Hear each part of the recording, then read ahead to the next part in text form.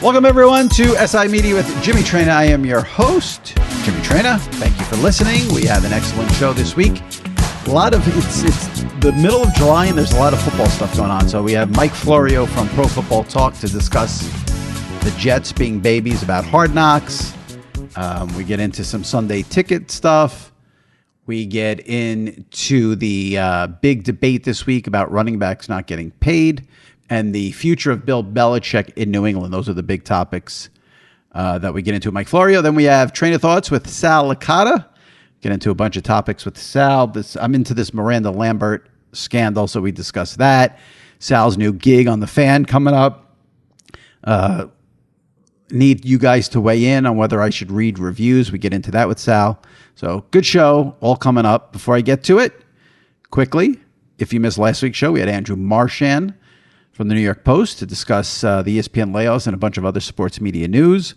Adam Shine was on the podcast recently. Brian Curtis from The Ringer, Scott Van Pelt, Chris Russo, Pat McAfee. So if you missed any of those, dip into the archives, check them out. Subscribe to SI Media with Jimmy Traina. Leave a review on Apple for SI Media with Jimmy Traina. We'll read it next week. And those are your assignments. All right. Appreciate you listening. Good show this week. Mike Florio, followed by Sal Licata and Traina Thoughts. All right here, right now on SI Media with Jimmy Traina. All right, joining me now, the creator of the extremely popular Pro Football Talk website, author of Father of Mine, and even though it is the middle of July, we have plenty of NFL to discuss with Mike Florio. Mike, how are you? Doing great, Jimmy. Great to be with you as always. And yes, it is back, and it's only going to get more and more hectic as the days and weeks unfold. We are taping this on Wednesday, and as of Wednesday, July 19th, we are 50 days from the opener, Chiefs and Lions. It's a little bizarre to me still to think the opener is Chiefs-Lions. Never would have dreamed a year ago that the Lions would play their way into week 1, but they played their way into week 17.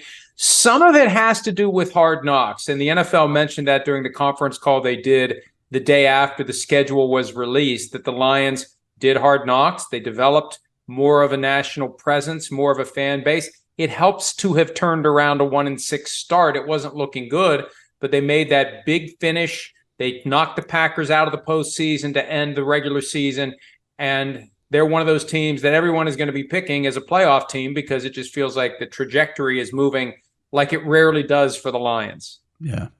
I was very impressed with the way Jared Goff ended up playing last year because I was not a big Jared Goff fan. I thought in that Super Bowl against the Patriots, I thought he basically soiled himself. He did not look like he was ready for that game at all. Now, you could say a lot of it is the Belichick defense, but I was really impressed with him last year. I thought I kept waiting for like Goff to falter, and he never really did. And then, of course, you mentioned that big win in the final week against the Packers.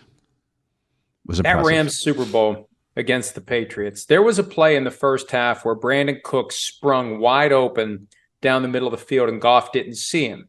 They ran it again in the second half, and I can only guess that during the 25-minute halftime, they reviewed that they called this play, Cooks sprang open, you didn't see him, we're going to call it again, he's going to spring open again if we get the right coverage. This time, we got to hit him. And that was the play where Jason McCourty ran over and broke it up because Goff still didn't see him right away, threw it late. That was what I call a championship throw, where you grow up your whole life, 3, 2, 1, whatever sport it is, you want that moment. He had that moment and he didn't deliver. And I think that's when the Rams realized at some point, if we want to get to the next level, we're going to have to do it with a different quarterback. And for the Lions, he's getting them to a level they're at now. It'll be interesting to see, Jimmy, if they get that same frustration. Well, this guy's only taking us this far. If we want to go the rest of the way, we need somebody else. Yeah, I'm pulling for him. He seems like a good dude. You mentioned the Lions. They were the team on Hard Knocks last year. So one of the topics I wanted to get into with you is I cannot believe what babies the Jets are being about this Hard Knocks. Okay, you don't want to do it. I get it. You think it's a distraction. I get it. But the carrying on and we're shoved down our throats and we're not going to give access and it's inhumane. Oh my God, they come off as the biggest bunch of babies. And again, I'm sorry, having Hard Knocks in your camp for 5 or 6 weeks in July and August has absolutely nothing to do with what's going to happen to you in December when you're playing for a playoff spot. It's just ridiculous. I remember when the Jets did it in 2010, one of the arguments for doing it was, hey, look, if we get to the playoffs, when we get to the playoffs, the media attention, the pressure, it will feel like it did during training camp when all the Hard Knocks cameras and microphones are around, so we're getting our guys ready for it. And I agree with you. I think that the league adopted the rule that, and the strange formula they use to exempt. It is a strange formula. I'll give you that. It is strange. Once they came up with that and everybody signed on for it, then you accept the possibility right. that one of these years you're getting the tap on the shoulder and you're doing it whether you like it or not. And if your coach doesn't like it, too bad. If your quarterback doesn't like it, too bad. Now, Jimmy, I'll say this. I like the idea that the Jets don't want to do it because if they lean into this from a production standpoint, we're going to get scenes that would be different than we ordinarily would. I'd love to see footage of the Hard Knocks producers and Robert Saleh with some real tension, not contrived phony baloney stuff, but real tension as to how far this is going to go. And hey, coach, we really need more access. Well, too bad, whatever. Oh, we're going to have to get the commissioner involved. I mean, who knows how it would play out? But that's different than what we usually see on Hard Knocks. Hard Knocks, it's the same storylines, just different names and different teams. This would be something we haven't seen before. So I kind of hope that they embrace this dysfunction and make it one of the storylines. Well, and also you play in New York. The media scrutiny you get here is going to be nothing compared to having some cameras from HBO in your camp. I get that, maybe your fear is that they catch something on camera, it gets on the show, everyone aggregates it, I aggregate it, you aggregate it, everybody, and then it's a story. They don't do anything, that's going to make us do that. I mean, usually, we focus on the fun stuff, the light stuff. I don't know. It comes off to me like they're afraid of something. Well, and I think this is what they're afraid of. Remember in 2010, one of the most memorable moments from the series that year when the Jets did it was when Antonio Cromartie could not rattle off the names of his children as quickly as most people would. Right. Well, we know that the team always has final say over what does and doesn't get in. So the Jets let that get in there. So, Jimmy, what I think they're nervous about while they're in this honeymoon phase with Aaron Rodgers and while they're tiptoeing around the delicate genius that is Aaron Rodgers, they're going to let something in there that he said or he did. Absolutely. And he's going to get pissed about it. They don't want that. So I've said, hey, when it's time to review the final cut, before you give the thumbs up, get Rodgers in the room and tell him you got full license to say, take this out, leave this in, do whatever, speak now or forever hold your peace. I think they need to do that in order to avoid a situation where they let something in there that pisses him off and then there's unexpected premature tension in the relationship. But I think he would sign off on anything because this is my prediction. So he's been very clear, Aaron Rodgers, in public about the fact that he's backing RFK. Okay. I will bet you any amount of money that somewhere in Hard Knocks, he's going to be talking about RFK. Okay. Everyone's going to aggregate it. They're going to pull up what he said last week, RFK, about COVID was, used to spare the Jews or whatever he said. They're going to connect Aaron Rodgers to that. And then Aaron Rodgers gets to do what he likes to do best and play the victim and say, oh my God, I can't believe they're doing this to me. The media sucks. The media sucks. The media sucks. I guarantee you that's going to happen. Possibly, if the Jets let that in there. But Jimmy, one thing that's fascinated me, we talk about how rough the New York media market can be. They have treated him with kid gloves so far. That introductory press conference, there was no question about the potential hypocrisy of believing and saying. I mean, he said that Big Pharma basically cajoled the sports media into vilifying him. And Big Pharma is Pfizer, Moderna, Johnson & Johnson. He's taken a paycheck from Johnson & Johnson heir Woody Johnson. That is the lowest of the low-hanging fruit that someone can ask him about. And he hasn't been asked about it. He apparently, based upon some comments from the quarterback, Deshaun Kaiser, the quarterback from Notre Dame, who was in Green Bay at one point, and he said something to suggest that Aaron Rodgers is a 9/11 truther. Well, I'd love to see the conversation between Aaron Rodgers and Robert Saleh about that, because Saleh's brother was in one of the World Trade Centers the day it happened. And that moment was the epiphany Saleh had to quit what he was doing and become a football coach. So I'd love to see that conversation or have that question get asked. So I think they've stayed away from those things. And I have a feeling that's a third rail they're not going to get close to in Hard Knocks. They're not going to they definitely will not do it in Hard Knocks, but I think that stuff will come up if he doesn't play well. Then the New York. See, I also think, listen, outside of what you mentioned there, he's been on his best behavior so far as a Jet. He's been very, and usually when he says stuff that can be considered controversial, it happens on McAfee, and he hasn't been on McAfee in the offseason. So I think, one, let's see what he does with McAfee. If he still says all that stuff that he's, when he said it when he was with Green Bay, okay, well, now he's in New York. It's a whole different ballgame. And I think a lot of it's going to have to do with whether the Jets are playing well or not. If the Jets come out of the gate 2-4, the New York media is going to bring up all that stuff you just mentioned. There's no doubt about it. And, the other great point that you're making is if he still does Tuesday on Pat McAfee's show, if Wednesday's the day he's standing in his locker meeting with reporters, the things he says on Tuesday become the talking points. I mean, The honeymoon is going to wear off. That's the bottom line.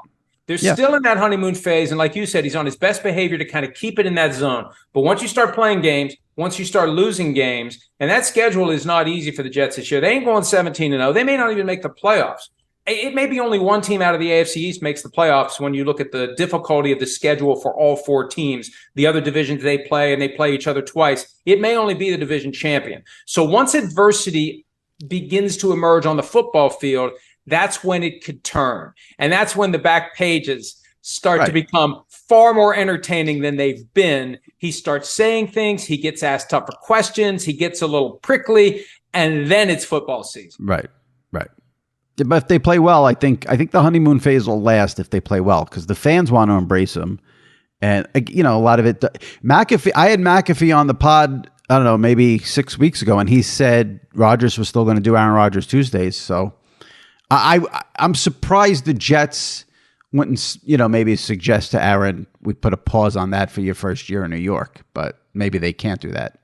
Well, I think that once you sell your soul, you don't sell part of it.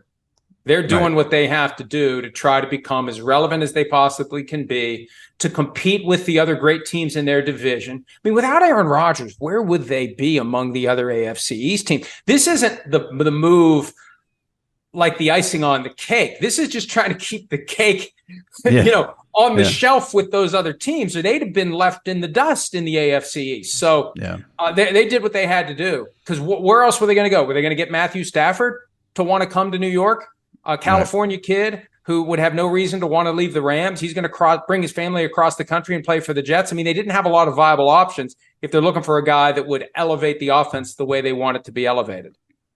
All right, let me switch gears here. I want to get into the running backs thing, which is the big story of the week. But before I do, I feel like there's another story it's getting a little sprinkle of coverage here and there, but for, I think, the enormity of it, it's sort of flying under the radar. Now, I don't know if it's true or not. That's why I'm hoping you can help us out here.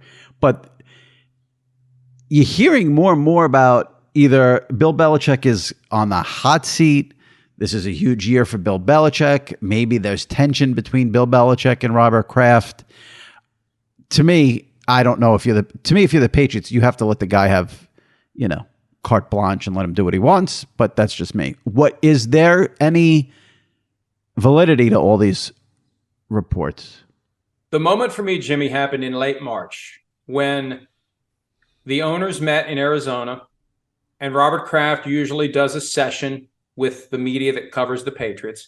And one of the questions he was asked, and I'm paraphrasing as closely to an actual quote as I can, he was asked, does Bill Belichick need to get back to the playoffs, or will he stay with the Patriots long enough to pass Don Shula on the all-time wins list for coaches? And Kraft's response wasn't, what are you talking about? Wait, he's here as long as he wants to be here. He's got carte blanche. He's my coach until he decides to stop coaching. He's won 6 Super Bowls, folks. Why would you even ask that question if he needs to have a playoff season? He didn't say that.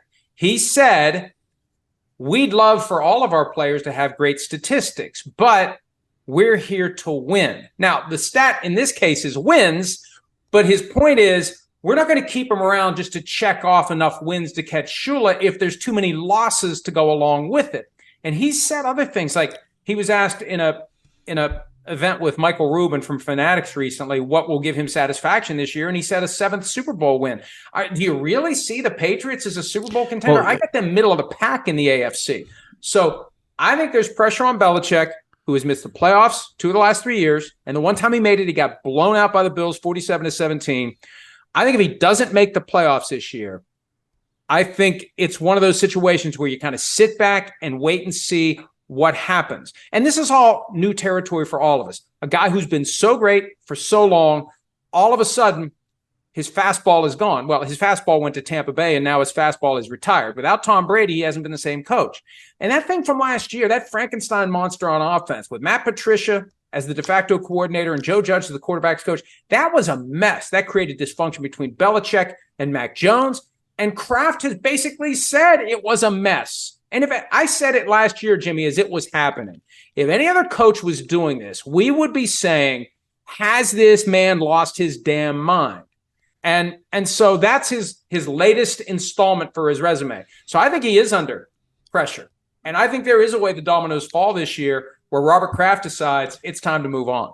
So if the Patriots don't make the playoffs, Mike Florio wouldn't be shocked if the Patriots moved on from Bill Belichick after the 2023 season. And I think it would be sold in a very PR sanitized way as the two sides have decided that it's time for a mutual parting. You know, they use that term mutual parting all the time to cover up a firing. Robert Kraft wouldn't fire Bill Belichick. It would be, and he wouldn't write on a cocktail napkin, I resign as HC of the NEP. It would be something where they lock arms and they try to part ways with smiles on their faces, or as close to a smile as Bill Belichick can ever muster.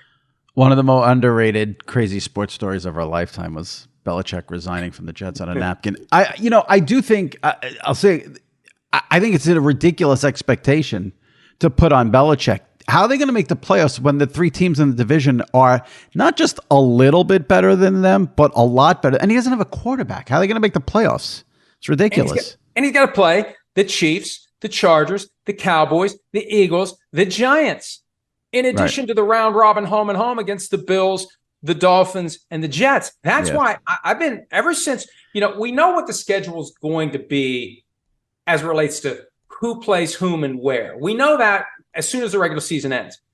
But it doesn't feel real until they pull the sheet off of the full slate. And once they did that and I started looking at the schedule, it's like, the man, Patriots these AFC East teams have a tough road this year. And it may be you win the division or you go home. And the Patriots on paper are the worst team in the division. And they've gone 22 years. Mike Reese of ESPN.com pointed this out earlier in the offseason. 22 years the Patriots have gone without finishing in 4th place in the division. And I think this is the year where they are most in danger. They've been the Globetrotters all those years, and the other 3 teams were the Washington Generals. That's flipped now. They're playing catch up with everybody else.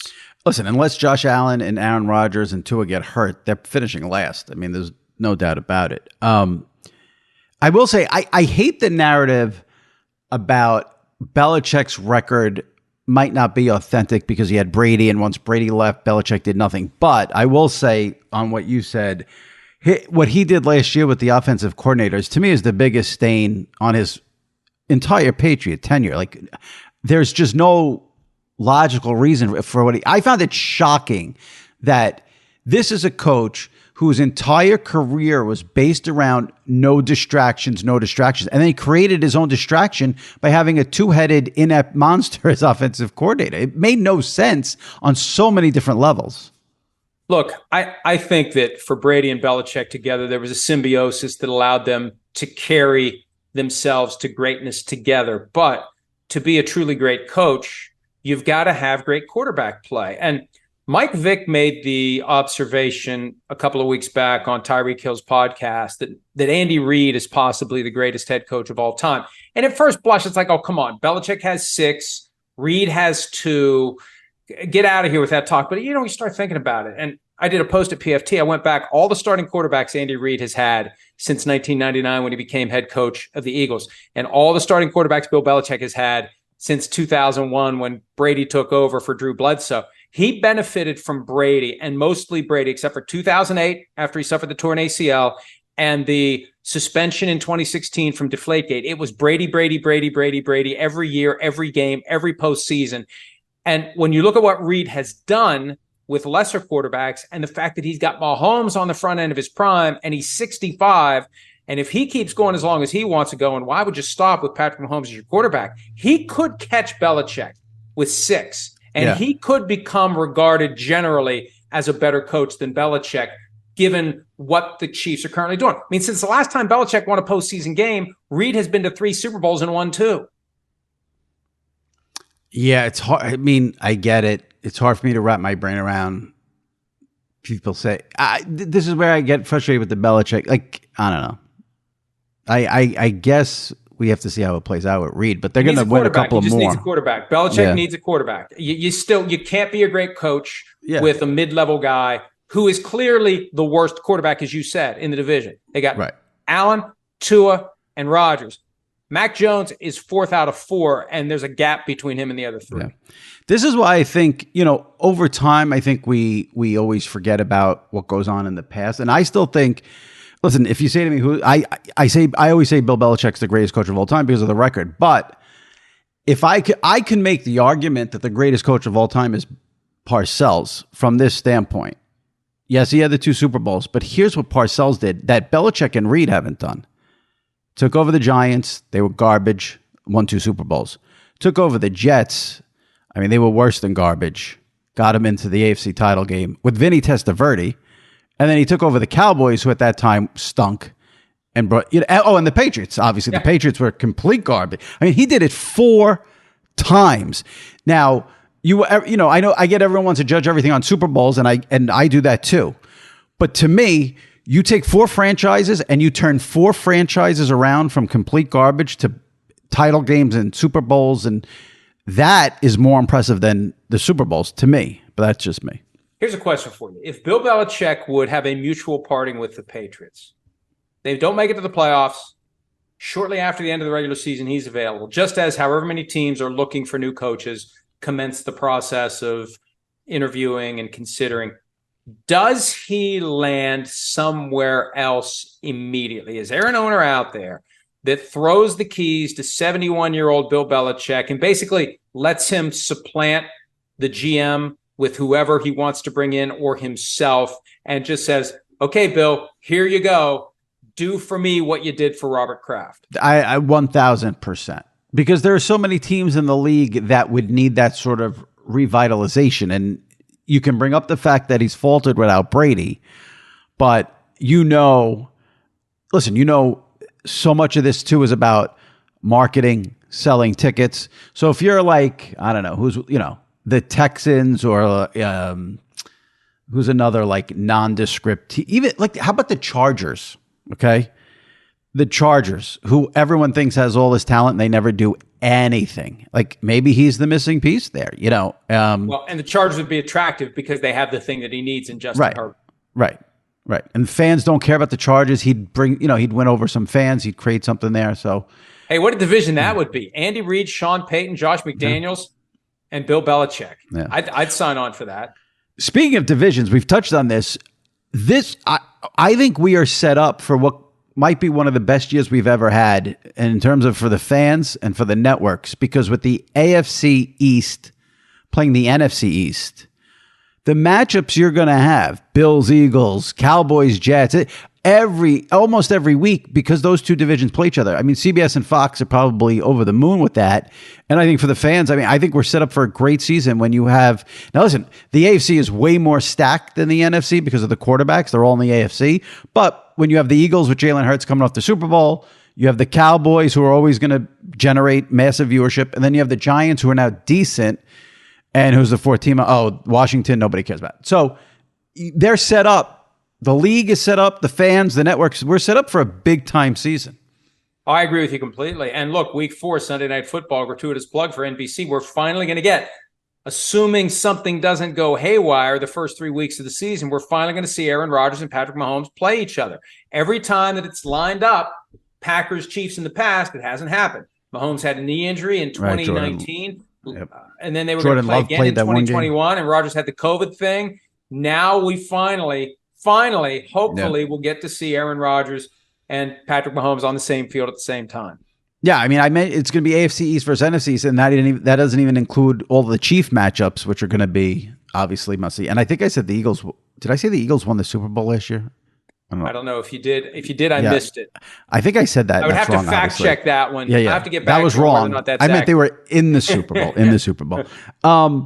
Before we get to the running back thing, since I'm talking about the matchups, I'm just curious because you handle more of you're in the weeds with the players, the owners, the front offices. I don't know how much of the media stuff you get from fans, but I've written this a few times with the move of Sunday Ticket to YouTube TV. It's pretty much the biggest NFL media story. And I get questions every single week from my readers, from my podcast listeners. How many streams can I do? Can you record the games? Why can't I buy individual game passes? But I mean, the hullabaloo around Sunday Ticket is massive. Do you get that too, or is that not your domain really? No, absolutely. Absolutely. And I know what those stories do for us from a traffic standpoint. I mean, that is a source of plenty of fan interest and curiosity. And YouTube, whether it was deliberate or not, it has been very vague, and they've changed some of their policies, and there were going to be limits to the number of streams you could have. And this idea of not being able to buy the individual games or individual teams, that's an antitrust violation that has been hiding in plain sight for 30 years. And there is pending antitrust litigation against this whole idea of forcing people to take everything. We should not, as consumers, be required to take it all in order to get any of it. We should be allowed to buy it one weekend at a time, one game at a time, one team at a time. That should be an option that we have. They can price it however they want. We don't have that option. You just got to buy all of it, or you get none of it. Well, but let me push back on you there. But isn't the NFL what they're trying to do there is protect CBS and Fox? Well, that's a big part of it. And that gets into whether or not Apple, for example, would have made it a lot cheaper for the consumer than YouTube. But apparently there are provisions in the contracts with CBS and Fox about what Sunday Ticket costs, because they don't want the local viewership to crater in the markets that have the over-the-air CBS and Fox games on Sunday afternoon. But at some point, Jimmy, here's the problem. And this goes back to a U.S. Supreme Court case from 2010 called American Needle. That was the case that conclusively proved that the NFL isn't one entity. It's 32 independent businesses for the purposes of the antitrust laws. So when you come together as 32 businesses and you say to the consumer, you must buy all of our product for all 32 teams, and you can't buy one at a time, you can't do business with one of these teams at a time, that's when it gets a little sketchy. That's when it gets a little problematic. So, I don't know what was going to happen with it, but it's something that's out there. And as streaming becomes more prevalent, this whole idea of whether or not antitrust exemption applies to streaming, that's something that could get tested at some point too. See, I always tell my listeners, my readers, I mean, listen, the NFL, they're putting a game on streaming only for the playoffs this year. On Peacock. Peacock. We know about the Amazon deal.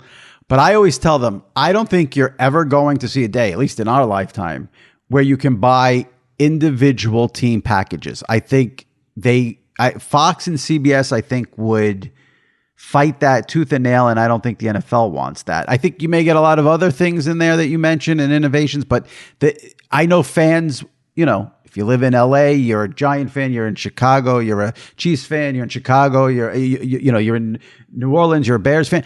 I don't think they're ever going to let those people buy individual team packages. The law could force it at some point. I agree with you. They'd rather require everyone who is sufficiently passionate about that one team they want to watch to pay for all of it. Just pay for all of it. You'll pay for it. You love that team enough, you want to watch those games, you'll pay for the whole damn thing. And they've been doing that for 30 years now. So I agree with you that they won't do it voluntarily, but they might have to do it involuntarily. Yeah. All right, let's get into the story of the week here. And I felt like this was one of those typical Twitter stories where people who didn't even care or have an opinion chimed in because everyone was chiming in. So everyone had to throw their opinion out there. Because when I saw all this, I'm like, I don't want to sound mean, but I don't really care if the running backs aren't getting paid. It doesn't affect but I get it. I get why people let me just start with this. So everyone's all worked up because running backs are not getting paid with Saquon Barkley and Jacobs on the Raiders, Josh Jacobs. Do you think because of the noise of this week the NFL will work to maybe change anything, or this is the way it is and tough shit? I don't think it matters. They have to do something more than just huff and puff. They got to find somebody's house they can blow down. And the problem is the league and the union are the two entities that can do something about it. And all the union has to offer, J.C. Treader, the president of the NFLPA, apparently was on with Ross Tucker today on his podcast, saying that you need to create as much leverage as you possibly can. And I think he even alluded to the old style hold in where a guy pretended to have a hamstring problem and can't play, that you're not holding out, you're not subjecting yourself to fines, but you're saying, I can't play, and I'm going to continue to do that until I get my financial security. The problem at the running back position is they'll plug somebody else in. That's the fundamental problem. This is where this all comes from. Supply outweighs demand. This dawned on me 20 years ago. Every major college in America has a guy who could play tailback at the NFL level. They've got some stud running back who's been the greatest athlete on the field his entire life. And if you block for him, if he can hold on to the football when he's hit by an NFL caliber defensive player, which isn't the easiest thing in the world to do, and if you can trust him to pick up the blitzers who break through the holes in the line and keep him from getting to the quarterback, if those three things are in play, that guy can be an NFL tailback. So you've got so many guys who can play tailback at the NFL. And this is how it was explained to me by an executive yesterday. The surplus value isn't there. The best veteran running back is not so much better than the average player you can throw a rock and hit that we're going to pay that guy a ton of money. Now, there are outliers like Christian McCaffrey, but there aren't many. So the surplus value is the key. The only positions that have true surplus value, quarterback, receiver, pass rusher, and corner. That's where teams will pay the premium because the better guy, the best of the best, are so much better than the average. For running back, it's almost like punter and kicker. You can find a good one anywhere. That's what keeps the older guys, the guys who are broken down by injury, the guys who are too expensive. That's what keeps them from getting paid. That's the cause of it. I don't know how you change it, Jimmy. There's no way to change that reality in a salary capped environment. Well, that's why I didn't have this take like everyone else in America had a take on it, because I just thought, I said before, I don't care. What I mean by that is, to me, I'm just looking at the reality of the situation. Okay, so the reality of the situation is like Derrick Henry's all mad. Well, guess what? The Titans have done absolutely nothing with Derrick Henry. Why? Because they don't have a quarterback. The two teams in the Super Bowl last year were basically running back by committee. The Chiefs have won the Super Bowl without what you would consider the stud running back. I think there are running backs, you mentioned McCaffrey, even in Austin Eckler, when they can catch 10 balls a game and give you 20 carries.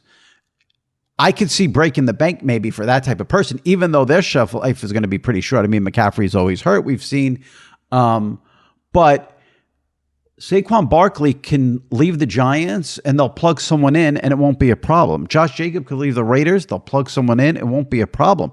So when that's the reality of the situation, I don't know how you fix it. Smartest move of the offseason so far was Tony Pollard jumping on his $10.1 million franchise tender because they would have yanked it by now. I have to wonder whether or not the Giants and the Raiders are thinking about yanking it from Barkley and Jacobs. Take that 10.1, throw a rock, and find another running back who isn't as good as the guy we moved on from, but in a capped environment, dollar for dollar, we're getting better value from the younger, cheaper guy that we bring in with full tread on the tires. We know injuries are going to happen. Look, I don't think there are injury-prone running backs. I think the position is prone to injury. And the guys who somehow stay healthy, the Emmitt Smiths, the Marshawn Lynches, the guys who can play through all of that stuff are the rarity. Most guys are going to – it's a car crash every time you run into the line of scrimmage. And you're doing that over and over and over again. At some point, you're going to get injured. The one way to address this – now, again, you got to get the league to care about it. You got to get the union to care about it. And the union's representing everybody, just not the running backs. They have a thing, and they've had it for about 15, 20 years now. It's a performance-based pay fund where they give guys extra money relative to what their draft status was. So if you get like a sixth-round pick who comes in and he starts every game and he plays every snap, he gets his big check at the end of the year to kind of equalize the idea that these guys are out there putting in the work on the field, and they weren't expected to do much, and they did much, and they get paid for it. Why not have, and this was an idea Chris Sims had on PFT Live, our weekday show that returns on Monday on Peacock and Sirius XM 85. Come up with a fund, league-wide, independent of the salary cap, that pays these guys as they play, as they gain yards, as they score touchdowns, as they are everyone's fantasy football darlings. Because what happens is, Jimmy, running backs usually have their best seasons when they're playing under the rookie wage scale, minimum salary contract. So by the time they even get to the point they can get paid, their best work's already behind them. Find a way to pay them when they're doing their best work early in their careers. Yeah, I don't know how that ends up happening. Like you said, the union has to get. That's just the NFL's just not going to do that for them. It's just not going to happen that way.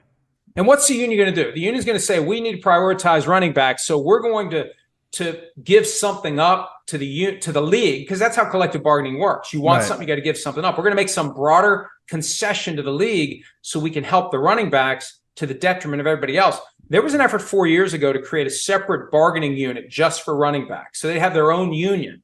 And you could argue running backs should have their own union. Quarterbacks should have their own union. Every position should have their own union, because there are different financial realities and different factors. And when you start looking to help one group in a capped environment, you're going to hurt another group. Right. Yeah. I think so much of the outrage this week has been so fake. Like everyone going crazy. It's not a new problem. It's not a new problem. Right. And one of the reasons the outrage is out there, the veteran running backs have a group text now where they're trying to figure out what to do. And one of the ideas was just go complain. And it worked. People are paying attention. But it's been in place for 15 years or long.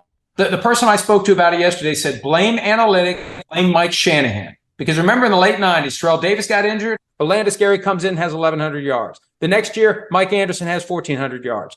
Certain systems. And Kyle Shanahan's had a different leading rusher every year he's been coach of the 49ers. He's been a different guy every year. You plug a guy into that system because of the blocking, because of the game plan, because everything you do, that guy's going to gain the yards. And look at the Patriots. They won all those Super Bowls with no running back.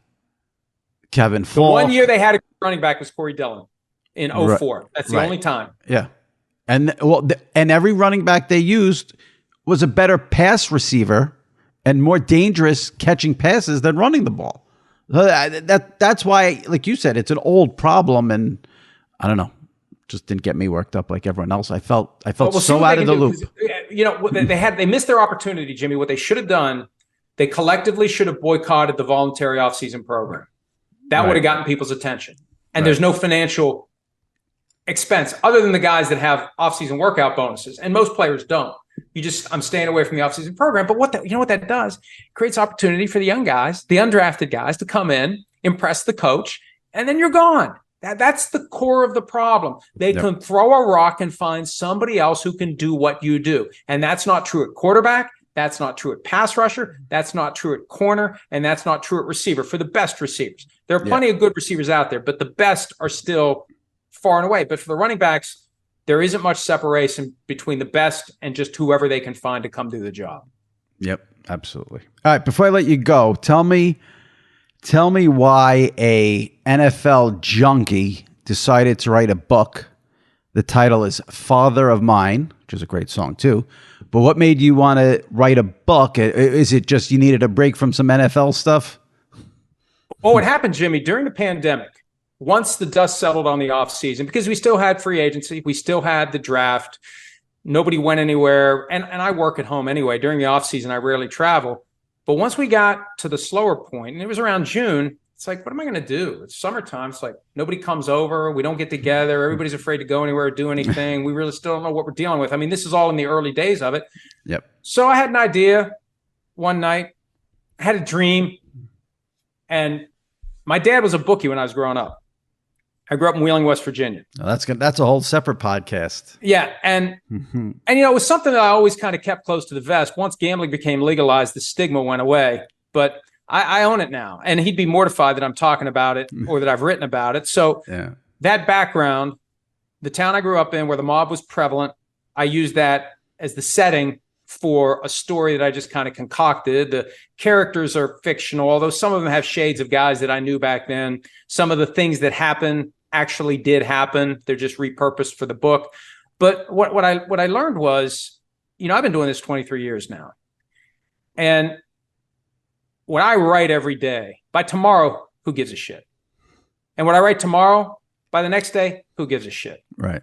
And I write so much, and I can write fast. It's like, I'd like to write something that has a little more staying power. I wrote Playmakers that was out last year, and that had a little bit more than just tomorrow. But I wanted something that, maybe some kid trips across it in 30 years when I'm dead and gone and reads it and says, hey, I enjoyed that. Something that has relevance beyond today. And I just found that I've got a capacity for it. I think I'm pretty good at it. I've written 7. I'm working on my 8th one now.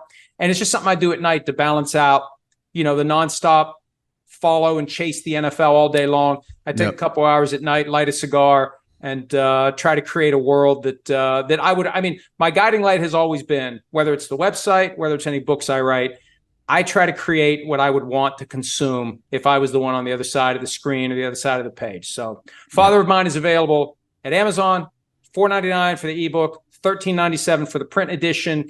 And for as polarizing as being in this space is, where they either love you or you hate you, the feedback I've gotten on this has been almost uniformly positive, which is astounding to me. All right, Mike Florio, Pro Football Talk, Peacock, Sirius XM. What time is the Peacock show? Give the plug. 7 to 9 a.m. returning on the 24th of July and continuing until our hiatus next year. 7 a.m. both on Sirius XM 85 and Peacock. You will not have much time to write books starting now, because we're getting when I see August 1st on the calendar, that's when I start to get a little excited, and we get through those last horrible 4 weeks, and then it's here. You like Westerns? I'm working on a Western currently. I don't like what I'm a New York, New All York more guy. reason to like Westerns. Escape to a different world. I know. Right. I like to. I'm documentaries are what's consuming most of my time right now. So I like to be reading a book or two at any given time. It's just nice to, and I love the experience of having a really good book. You don't want it to end, but you don't want to stop reading it, because when you finish it, now you got to go find another good book to read. And it's like kissing frogs. You never know when you're going to find that book that you really like, and you end up reading a lot of books that are just like, okay. So hopefully anyone who reads Father of Mine will say, hey, that was a good book. It didn't suck. Let's go see what else this bozo has written. That's the idea. All right, Mike, appreciate it. Enjoy the rest of the summer, and hopefully we will get to kick off very, very soon. We'll have you on during the season, I'm sure. Happy to do it anytime. You do great work. I love listening to your podcast and a lot of the stuff that you cover when you aggregate. I am not one who suffers from aggregation, aggravation. I love to see some aggregation because it gives us ideas for things to write about. I will say this. Recently that we used, the thing about Tiki Barber and Matt Ryan. I saw that in your thing, and it's like, hey, we need to post this. I will say this, and I'm not saying this because you're on it. I'm saying this because I said this to someone yesterday. You guys do the best job of crediting people when you aggregate. There's most people, outlets don't. You have always been, I can't remember a time where I put something out there, you picked it up and didn't give full credit. So I appreciate that. You guys do an excellent job with that. Well, and we're very sensitive to it because we routinely do not get credit. Right. And I have been tempted at times to say, you know what, if all these other assholes are going to do it to me, I'm going to do it to them. But it's just, it's the right thing to do. The audience doesn't care who reported it. They just want the information. It doesn't hurt. It doesn't take more than 5 seconds to put the name of the person who found it, who wrote it, who reported it, whatever. The audience doesn't care. They just want the information. Yeah. All right. Have a, like I said, good rest of summer, and NFL's getting close. Mike Florio, Pro Football Talk. Check it out. Peacock, Sirius, and the book Father of Mine. Thanks, Mike. Thank you, pal. All right, take care. All right, joining me now, as he does every week for our weekly Traina Thoughts segment.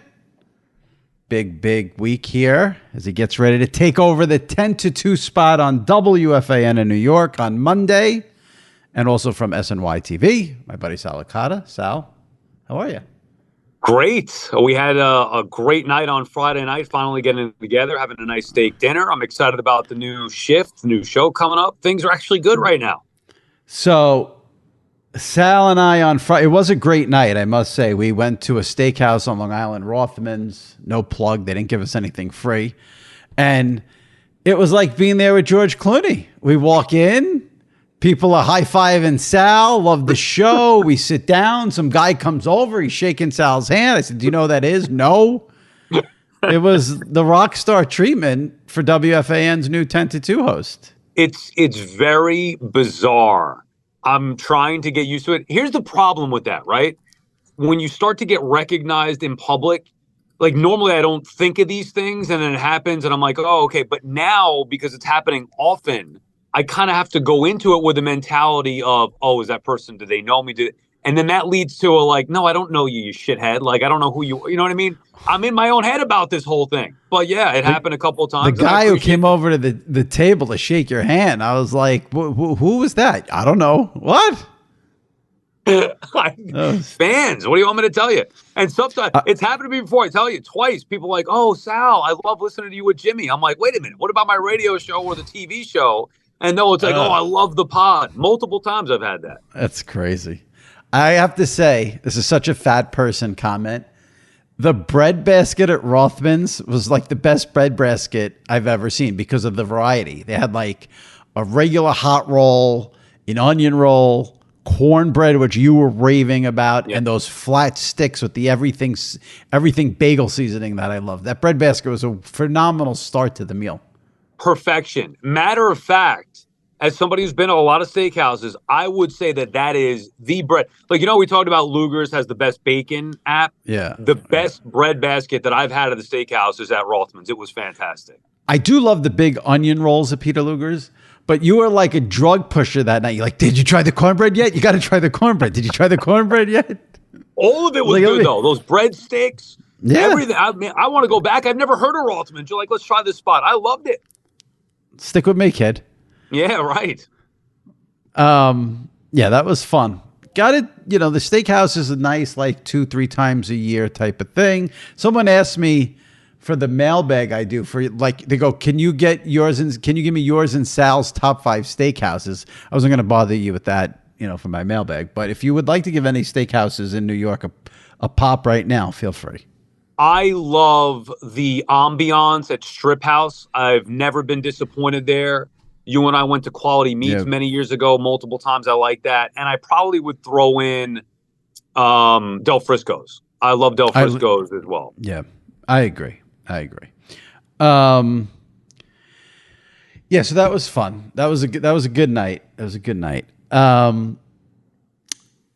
a few topics I want to discuss here. Well, I'll just give you an update on my back because my doctor called today. They got the results of my MRI. I have a herniated disc. So oh my God. The old man stuff is just getting worse and worse by the day. That's unbelievable. I was saying how I saw you. I thought you looked good, losing weight and all that stuff, and you're saying you're in bad pain with the back. Wow, herniated disc, huh? That's not – what are you going to do, just rest? Well, I feel like an NFL player. They're going to give me a shot. They're going to give me an epidural right in my back. I gotta get the details of that. Yeah, that doesn't bother me. I'm not good with those needles. I told you last week I don't want any of the Oh, you got a lot of shit last week for saying you're not getting a colonoscopy. Oh, my God. People are ripping you to shreds. Yeah, I know. I probably have to get one. I'll suck it up. But I don't how old are you? 43. You don't have to say. So they said 45. So you got time. You don't have to go yet. In 2 years. I just don't want to do it. I hate the prep. I hate the knowing you're going on. I don't want to do 90% of the shit I do. Yeah, that is true. I get it. I know, but I told you a couple weeks back, I'm done doing shit I don't want to do anymore. But that doesn't fall into that category. That is a health precaution type thing. There's a difference between what were you doing over this, mulching your backyard and getting a colonoscopy. One will save your life. The other's nonsense. Yeah, I mean, that's true. I know that it's stupid. I'm just telling you, look, here's the reality. It's not like tough guy me. It's that I am afraid.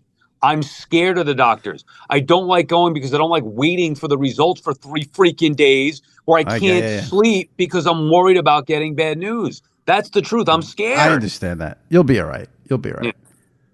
All right, I got to backtrack because I forgot one story from Rothman's I wanted to tell. Because I was going to say, we're taping this on Wednesday night. And before we started, I'm like, all right, let me get everything settled here at dinner, do the pod, and I'll watch the Yankees and see how, hopefully they'll lose so they can fire Brian Cashman. And they're on fucking Amazon tonight. I mean, really? And so here's the story I want to tell about Rothman. So I get there a couple of minutes before Sal. I'm sitting there in the bar area, waiting area. They have a TV on, and I see the Met-Dodger game on. And obviously Sal's a huge Mets fan. And I'm looking, and I noticed by the score bug, it's Apple TV. So I text Sal. I go, you're not going to believe this. Good job by Rothmans. They got the Met game on here on Apple TV. I was blown away. I was a bad friend. 2 minutes later, I'm seeing another game. I'm going, what the hell's going on? It turns out it was the MLB Network that was on in the restaurant. They were doing a live look-in. So I gave you a fake excitement there with the Met game being on. I saw it. I was like 2 minutes away. I saw your text pop up, and I was like, wow, I wouldn't expect. Now, again, I had never been to the place, but most steakhouses aren't going to have the TVs on, period. So I was like, that was a pleasant surprise, knowing that going in, at the time it was the first game back of the All-Star break Friday night. I was actually curious to watch the Mets. Verlander's on the mound. So I was like, oh, that's pretty good. And then show up, and of course the game's not on. And it was a good thing because they suck anyway. All right. My favorite story of the week has nothing to do with sports. And I don't even know if you've seen it. You've probably seen, I bet, my guess is I'm going to tell you the story. You probably don't know the details, but you've seen stuff about it. And it's this Miranda Lambert and the fans with the selfies. Do you know this story? I just read something about it today, that she stopped the show, telling them stop taking selfies. I couldn't name one Miranda Lambert song. I'm not even sure I could pick her out of a lineup. But I am full-blown Team Miranda Lambert here. When you see what happened, she's on stage. There's like 6 or 7 women in the first, I don't know, 10 rows, 20 rows. And they're turning their back to her while she's singing and taking a bunch of selfies. Now, you want to sneak one in. I get it. Okay, maybe the picture's bad. You take a second photo. Got it. 2 photo max. After that, turn around and face the stage. I don't care how much you paid for the tickets. I don't want to hear this nonsense. The customer's always right. And Shelby, my producer, my excellent producer, Shelby's texted me saying they were taking the selfies with the flash on, no less. That's rude. With their backs fully turned to her while she's singing. Well, they're trying to get her in the shot. Okay. Like I said, you get 2 tops opportunities. That's it. And she got shit for it, and people turned on her. It's ridiculous. So what happened? People hooked out because she stopped the show and said something? I guess some people walked out, and I guess these women who were in the selfie crew, they posted stuff, how dare she, or, whatever. We're allowed to do what we want. We paid money, blah, blah, blah. I have a serious question. Who the fuck is Miranda Lambert? Like, I've that's never. Not nice. That's. I don't. She's a country. She's a country. I guess in the country world she is. I'm not in that world. I don't know who it is. I mean, I know. But to me, that's irrelevant whether she's popular, not popular. No. The point is the behavior of people. This is why I don't go to ball games. The behavior of people. People are animals. I'm not saying that who does she think she is? And I just legitimately have no idea who she is. Like, I think of Adam Lambert. Isn't he a singer? Yes. Oh, so is there any relation there? Is this totally different? She's a country singer. You don't know her because she's a country singer, and we don't listen to country music. Well, I know, Garth Brooks. Well, she's a big deal in the country world. Okay, so that's what I'm asking you. She is a big deal. Okay. Yes, I believe so. Right. Yeah. I had not heard of her. Now, that doesn't mean one thing or another the way that this went down, but right. Yeah. I got to give a shout out to my guy Peter Schrager for a second, because he sent me a tweet saying he wanted you and I, because we're both from Long Island, to discuss the, I don't even know how to say it. What is it called? Gilgo Beach murders, because they solved this murder last week after like so many years. And I was even texting with him a little bit recently, and he's like, I want to discuss this. And I said to him, I must be a terrible Long Islander. And obviously I have sympathy for the victims. It's a horrific story. I'm not trying to be insensitive from that standpoint. I'm not into, even though it's Long Island, I'm not into this story. Like, I couldn't discuss it. I haven't followed it, don't know anything about it. And I feel like we're bad Long Islanders because we're not, like, this guy murdered a bunch of women in a very disturbing, disgusting, horrific fashion many years ago, and they just solved the murder like 10 years later or something. I don't know. They're finding skeleton and bones or whatever. My issue is, like, I'm supposed to be into this story because I'm from Long Island. I don't work that way. That's all I have to say. I was driving into work Friday afternoon, getting ready to do the afternoon show, and I was seeing tweets. You know, I promoted I was going to be on. They're like, "Oh, you got to talk about the Gilgo Beach," and at that time, I didn't even know how you say it. Right. And I'm like, "Nah, I think I'm just gonna. I'll talk like Mets and Yankees or something." I just don't. It's not that I don't care about the story, obviously, but I'm with you. I'm not fascinated like everybody else with it.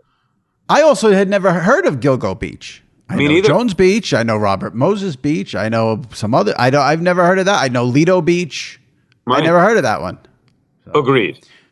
But where is it? Sorry. If I ask you right now where it is, do you know? I think it's by Long Beach, but I'm not sure. Oh. That's my guess. Okay, I was just at Long Beach on Saturday. I don't know if it's there either, but I've heard of Long Beach. That was for Schrager. I have one other observation for the week. I have never in my life seen a movie get more promotion and publicity than Barbie. I don't know who the audience is. I don't know who will see it. But when I was in the city a couple of weeks ago when I went to SmackDown, there was a massive billboard. It's on Twitter every 5 seconds. I have never seen a movie with more promotion in my life. How much would it cost to get you to watch that movie? Okay, I'm going to make a statement here that's going to... Do I want to say this and get people to tweet me that I'm a loser? Oh God! You're going to watch it? No, I'm not going to watch it. I'm gonna give you a little something. So the other big movie that's coming out is this Oppenheimer.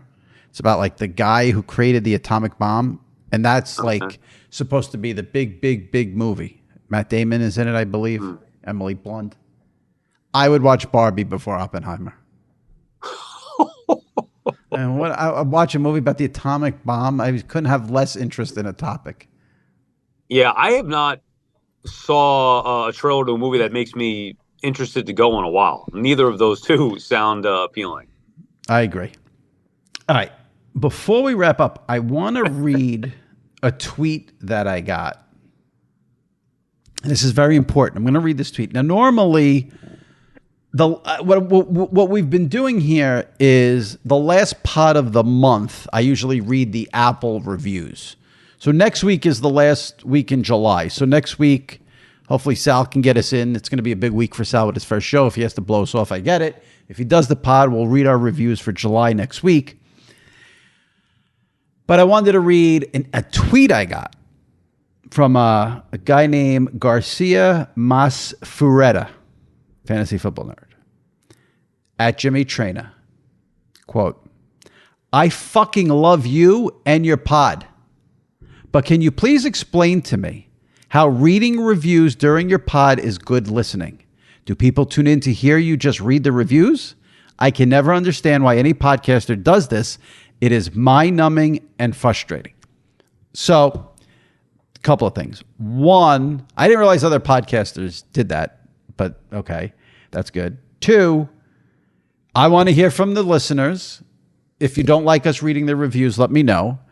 I will say two other things. One, I think he's missing the boat. We read the reviews because then we go off on tangents and sort of discuss other stuff. And the whole thing with mowing the lawn, a lot of people have, so that leads us into other topics. We're not just reading the reviews and moving on. We usually comment and try to get content out of it. The other thing is, what I don't understand is, when I say, okay, we're going to read some Apple reviews, why you wouldn't hit the stop button and then move on with your life? But if you're listening, send me a tweet, send me an email, send me an Instagram, send me whatever. I'm not on Threads. And let me know if you like the reviews or if this guy's right and I should stop the reviews. But I'm not going to. I mean, he probably wants more. He wants more, right? He wants more conversation as opposed to the reviews. It's not that, maybe he doesn't listen to it, but then he feels like he's shorted. Well, here's the thing. Unlike most people in this business, sometimes I don't have anything to say. So I read the reviews. And the reviews lead us into other conversations. Right. It's also a nice way to get the listener involved. Well, yes. You leave a review. I mention your name. We read it. It's a little interactive thing. I feel like I don't take care of the listeners sometimes enough because the listeners of the pod are really nice. I want to give something back. So I like doing that. Like instead of it being an actual review, although I know you need that, the reviews and the ratings and all that stuff, but maybe it could be a question or something that they want us to discuss. And then we use it as a specific, I mean, I know it's kind of like a mailbag, but a review mailbag. Right. Well, what I can do is I can say, send me questions for the pod, answer a couple of questions, and then we can the reviews thing is once a month. It's not like we're doing it on every show. We do it once a month. So 12 times a year, this guy can just, hit pause, delete the pod, move on. Then he knows 3 weeks. He'll have 3 weeks without us reading the reviews. Did he, in fact, leave a review? I don't know. That was a tweet he sent me. But I think, so when we read the reviews for the June podcast on the June pod, we did get a lot of reviews after that. So we have a lot to read this next week. That guy's not going to be happy. He's going to be very angry because we're going to spend a lot of time next week reading the reviews. Sal, before we wrap up, how you feeling about your first show on WFAN Monday, 10 a.m. to 2 p.m. Eastern, WFAN with Brandon Tierney. People, if you're not in New York and you can't listen to the fan, you could stream it on the Odyssey app. How are we feeling? It's bizarre because there's been a buildup, right? Like, this is something I've wanted for a while. And then the news gets announced and there's been the buildup and anticipation because I've never worked with Brandon for a radio show before. Now, we've been texting. You really haven't worked with a partner for the most part. Well, no, but I've filled in a lot over the years with, say, Jerry Recco in the mornings. Yeah. I've done shows with Keith McPherson. But not your own show with a partner. Well, right. This is a totally, right, a totally different animal where now solo show Sal is no more. It's with Brandon Tierney, and it's with Brandon Tierney, who I've never done a radio show with before. So I'm anxious. I don't know. We've talked about certain things and how we're going to go about things, but I don't know. I want to just get in the ring. Right. And my advice on that would be don't overthink it. Listen, you're going into a radio show. You know how to do a radio show. You got a new partner. It's going to take a little time, feel it out. But, don't overthink it. You're going to put the mic on and you're going to talk about sports. You're right. But I think because of the freaking buildup, which is why I've been saying for weeks, just let's go. Because of the buildup, it starts to get in your head and you start to think about it. What it could be, what it should be, whatever. So I'm looking forward to just getting in there, getting the first one out of the way. Can I tell people what you said at dinner that I wanted to tweet, but you said I couldn't tweet? I won't say it if you don't want me to. The first part, you want me to say it? Yeah, you say it. I got this promotion, right? I'm excited about that. I get nominated for an Emmy. Things are good. Yeah. Everybody's, hey, this is great, whatever.